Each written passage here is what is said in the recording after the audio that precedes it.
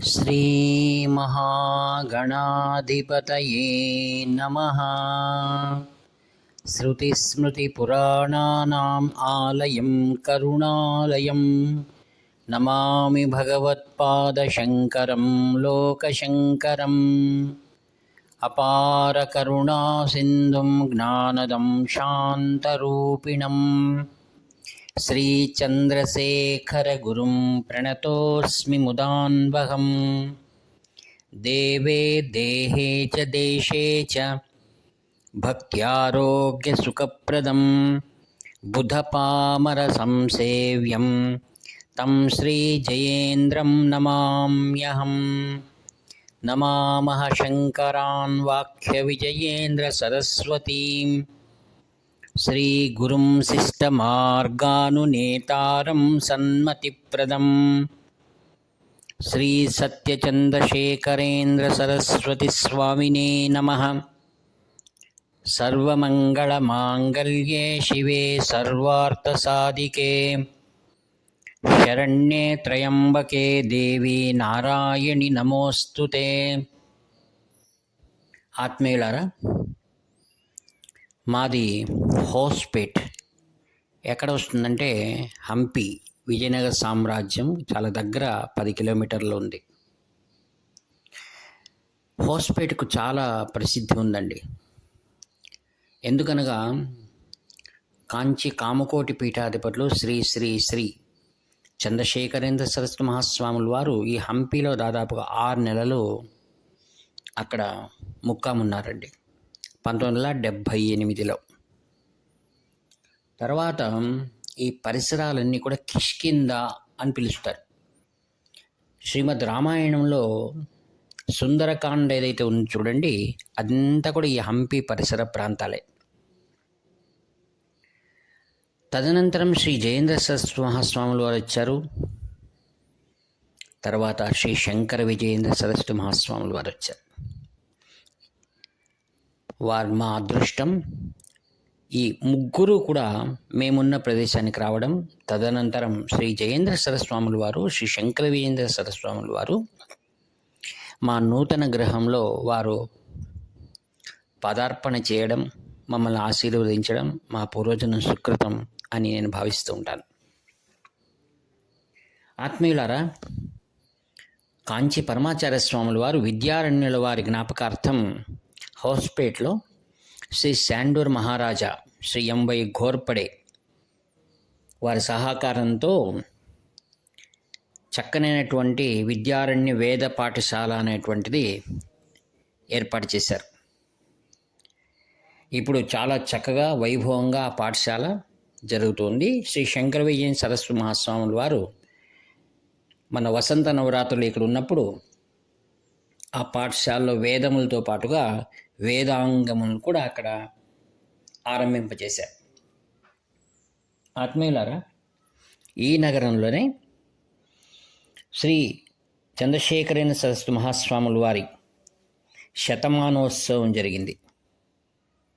అంటే మహాస్వాముల వారు కొంతమందికి మాత్రమే తమ శతమానోత్సవం జరపడానికి అనుజ్ఞ ఇచ్చారు. అందులో హౌస్పేట్లో ఉన్నటువంటి గొప్ప శ్రీమంతుడు మరియు మహాస్వాముల వారి పరమ భక్తుడు శ్రీ శ్రీ రంగనగౌడ్ గారండి. వారి కుటుంబం సంపూర్ణంగా కాంచి కామకోటి పీఠానికి తమను సమర్పించుకున్నటువంటి కుటుంబం అది. మహాస్వాముల వారు ఈ కుటుంబానికి ఆ శతమానోత్సవం జరిగేటువంటిది అనుగ్రహించడం వల్ల హౌస్పేట్లో చాలా వైభవంగా కార్యక్రమం జరిగింది. అందులో నేను బాగా పాల్గొన్నటువంటి అదృష్టం. తదనంతరం హౌస్పేట బాగా అభివృద్ధి చెందినటువంటి ప్రదేశం. ఎల్లప్పుడూ కూడా తుంగభద్ర జలాలు ప్రవహిస్తూ సస్యశ్యామలంగా ఉంటుంది. మరియు పక్కనే ఉన్న తుంగభద్ర ప్రాజెక్ట్, డ్యామ్ మరియు ఫిషరీస్, అనేకమైన ఫ్యాక్టరీలు, చాలా చక్కటి విద్య, దానికి సంబంధించినటువంటివన్నీ కూడా కారణం. తదనంతరం ఇక్కడ ఏషియా ఖండంలోనే 6వ ప్రదేశంగా ఈ హౌస్పేట్ను మైనింగ్లో గుర్తిస్తారు. ఎక్కువ భాగం తెలుగువారు, మరియు కన్నడ, మరియు తమిళ వారు, ఇలా అన్ని భాషలు ఇక్కడ బాగా మాట్లాడతారనమాట. ఆత్మీయులారా, ఈ నగరంలోనే కాంచి మహాస్వాముల వారి పూర్వ సహోదరుడు, చక్కటి వేద పండితుడు శ్రీ కుంజు శాస్త్రి గారు అని ఉన్నారు. వారి కుమారుడు ఈ ఊర్లోనే ఉండేవారు. వారి కుటుంబం శ్రీ రంగనగౌడ్ గారు ఏర్పాటు చేసినటువంటి మంచి చక్కటి ఇంట్లో వాళ్ళు వసిస్తుండేవారు. ఆయన శ్రీ చంద్రమౌళి గారని, ఆయన ఇప్పుడు ప్రస్తుతం లేరు. ఆయన శ్రీమతి చాలా చక్కగా ఆధ్యాత్మిక క్షేత్రంలో కృషి చేస్తుందన్నమాట. ఆమె మేము తరచుగా వాళ్ళ ఇంటికి వెళ్ళి వస్తుంటాం. మొన్నటి రోజు వారి ఇంటికి వెళ్ళినప్పుడు కొన్ని చక్కటి విషయాలు అక్కడ ప్రస్తావనకు వచ్చాయి. నేను ఆమెను అడిగాను, మహాస్వాముల వారి పాదుకులు మీ ఇంట్లో ఉన్నాయా అని. దాని గురించి ఆమె ఆశ్చర్యమైన ఒకటి కథ చెప్పింది నాకు. ఏమంటే వారి ఇంట్లో ఎక్కడా ఒక బుట్టలో దాన్ని ఎత్తిపెట్టి ఉన్నారట. ఈమె కొత్తగా కాపురానికి వచ్చినప్పటి నుంచి గుర్తు పెట్టుకోలేదు ఆమె. ఈమె తెలుగువారు. ఈమె స్వామీజీ వారు శ్రీ చంద్రశేఖర సరస్వతి స్వామి వారి పూర్వీకులందరూ కూడా హొయసల కర్ణాటక,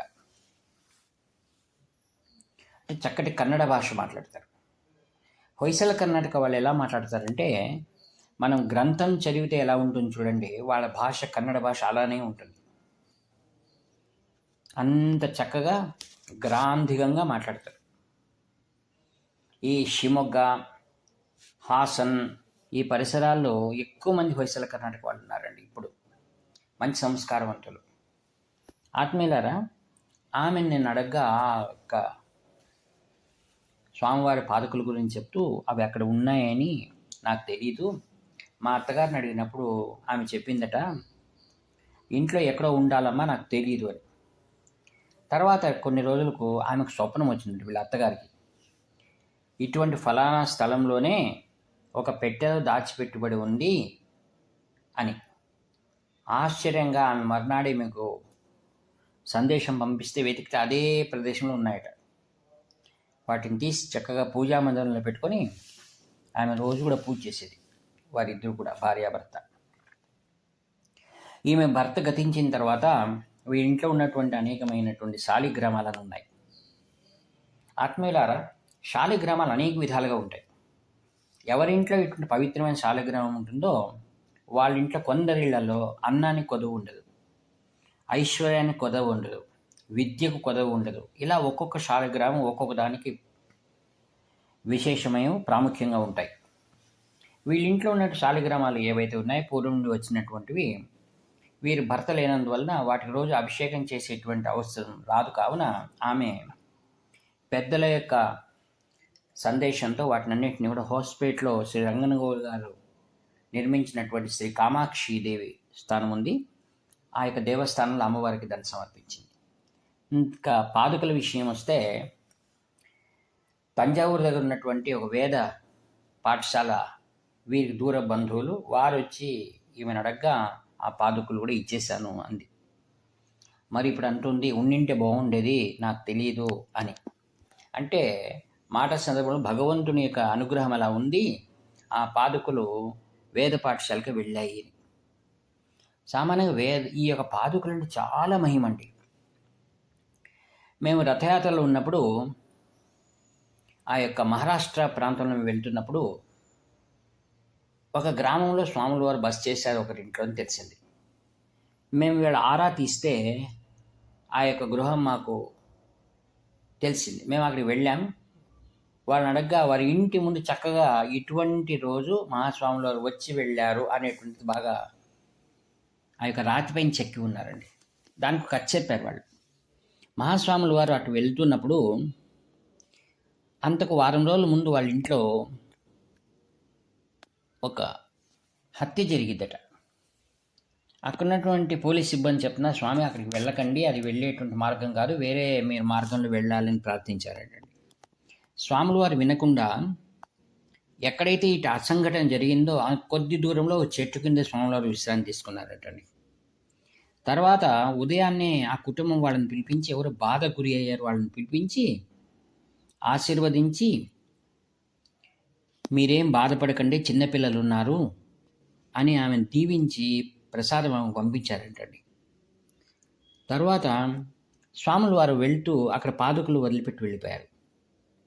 అప్పుడు ఆ ఇంటి వాళ్ళు, అయ్యో స్వాములు వారు పాదుకలు మర్చిపోయారే, మనం దాన్ని ఇంట్లో పెట్టుకోవచ్చునో లేదో అని చాలామందిని విచారించగా, కొందరు పెట్టుకోకూడదండి, మీరు తక్కువ కులం వారు, వాటిని దేవాలయానికైనా ఇవ్వాలి, లేదంటే ఆయనకే ఇవ్వండి. ఈ సందిగ్ధం నుండి బయటపడాలని వారు అలా ఎక్కడున్నారు స్వామివారిని విచారిస్తే పండరపురంలో ఉన్నారని తెలిసింది. అప్పుడు ఆ కుటుంబ సభ్యులు 15 రోజుల తర్వాత స్వాముల వారి దగ్గరికి వెళ్ళి స్వాముల వారి ముందు పాదుకలు తలపైన పెట్టుకొని వచ్చారట. వాళ్ళు వచ్చి స్వాముల వారి ముందు పెట్టి, మీరు మర్చిపోయారు, దీన్ని తీసుకోండి అంటే స్వాముల వారు మందహాసం చేస్తూ, మీకోసమే నేను వదిలిపెట్టి వచ్చాను, మీ ఇంట్లోనే పెట్టుకుని పూజించండి, మీరు బాగుంటారని చెప్పారట. అప్పుడు స్వామి మమ్మల్ని అనుగ్రహించండి, ఇలా జనం మాట్లాడుకుంటున్నారంటే, ఏమీ పర్వాలేదు, మీరు తీసుకెళ్ళండి అని పంపించారంటండి. అంటే స్వాముల వారికి తన పాదుకలు ఎక్కడ ఉంటాయో వారు అక్కడ ఉన్నట్టే, వారి యొక్క ప్రతిబింబం. ఆత్మీయులారా, ఒక చిన్న కథ చెప్తాను. ఒకసారి ఒక గురువు ఒక శిష్యుడు అలా వెళ్తున్నారట. ఆ యొక్క గురువు గారు ఎందుకో చిన్నగా మందహాసం చేస్తుంది. శిష్యుడు ఎందుకు గురువు గారు మీరు నవ్వుతున్నారని. లేదు, ఇక్కడ 2 చెట్లు మాట్లాడుకుంటున్నాయి, ఒక చెట్టు ఏమో మరొక చెట్టుతో అంటుంది, నేను సింహాసనం అధిష్ఠించాలనుకుంటున్నాను అన్నదట. అందుకు స్వాములు వారు గురువుగారు అన్నారట, తథాస్తు అన్నాను నేను అని. అదేమిటి స్వామి, ఒక చెట్టు వెళ్ళి ఎలా సింహాసనాన్ని అధిష్ఠిందంటే అది తప్పక జరుగుతుందిలే అన్నారట. ఆ తర్వాత త్రేతాయుగంలో అదే చెట్టు యొక్క కొమ్మ ఏదైతే ఉందో దాని ద్వారానే శ్రీరాములు వారు అరణ్యంలో లక్ష్మణుని ద్వారా దాన్ని పాదుకలు చేయించారటండి. తర్వాత భరతులు వారు శ్రీరాముని కలిసినప్పుడు ఆ పాదుకలు ఎక్కువ ఏదైతే ఉన్నాయో వాటినే ఇచ్చారట స్వాములు వారు. శ్రీరాముడు ఆ పాదుకలనే పాదుకా పట్టాభిషేకం చేసి శ్రీరాములు వచ్చే వరకు కూడా దాన్ని సింహాసనం పైన పెట్టారటండి. అందుకే ఓ గురువు అనుగ్రహిస్తే పాదుకలకు అంతటి మాన్యత, అంతటి గౌరవం లభ్యమవుతుంది. మానవులు ధరించినటువంటి దేన్నైనా మనం దేవాలయంలో కానీ దేవుని సన్నిధానంలో పెట్టుకుంటామా? అసాధ్యం.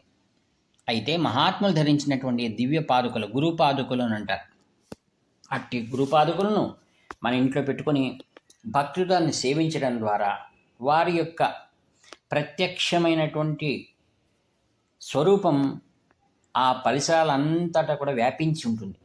అందుకే ఆ పాదుకలకు మనం పూజ చేసి అభిషేకం చేసి, అంటే అలానే చెక్క పాదుకలు అభిషేకం చేసి తరిగిపోతాయండి అవి. వాటికి ఏం చేయాలి? ఒక తొడుగు చేయించాలి, వెండిది కానీ బంగారుది కానీ. తొడుగు చేయిస్తే చాలా రోజులు రక్షించబడతాయి. తర్వాత దానికి పాద పూజ చేయాలి, అభిషేకాలు చేయడం. ఎలా శివలింగానికి మనం ఏ పూజలు చేస్తామో అలానే గురు పాదుకలు కూడా పూజ చేయడం, ఆ యొక్క తీర్థాన్ని స్వీకరించడం ద్వారా అనేక మందికి రోగములు గుణమైనట్లుగా మనకు అనుభవానికి వస్తుంది. అనేకమైన సుఖశాంతులు కలుగుతాయి. అందుకే గురుగీతలో ఒక మాట చెప్తారు, గురు పాదోదకం పానం గురోరు ఉచ్చిష్ట భోజనం. అంటే గురువుకు నైవేద్యం పెట్టినట్టు ఆ పాదుకులు నైవేద్యం పెట్టిన దాన్ని ఉచ్చిష్ట భోజనం అంటారు. గురు పాదోదకం పానం గురోరు ఉచ్చిష్ట భోజనం గురుమూర్తిం సదా ధ్యానం. మనం ఆ పాదుకులకు అష్టోత్తరము, త్రిశతి, సహస్రనామాలతో అభిషేకాలు చేయడం, పూజలు చేయడం, అర్చనలు చేయడం. గురుమూర్తిం సదా జపేత్. ఆ గురువు గారి పటం పెట్టుకొని, నేను చాలామంది చెప్తుంటాను, మీరు కాంచి పరమాచార్య స్వాముల వారు కానీ ఎవరిదైనా వారి పరంపరలో ఉన్నటువంటి వారి పటం పెట్టుకుని మీరు శ్రద్ధాభక్తులతో అష్టోత్తర శతనామ పూజలు చేసుకోవడం, అక్కడ కూర్చుని భక్తిగా ధ్యానం చేయడం, గురుస్మరణ చేయడం, తప్పకుండా మనకు వారి స్వప్నంలో వచ్చి దిశానిర్దేశం చేస్తారు. ఇందులో ఎంత మాత్రం సందేహం లేదు. మరియు ఆ ఇంట్లో ఉన్నటువంటి చెడు ఆలోచనలు కానివ్వండి, అవన్నీ కూడా నకారాత్మక శక్తి అని అంటారండి. అవన్నీ దూరం వెళ్ళిపోయి ఆధ్యాత్మిక వాతావరణం నెలకొని అనేకమైన దుఃఖాల నుండి మనం బయటపడతాం.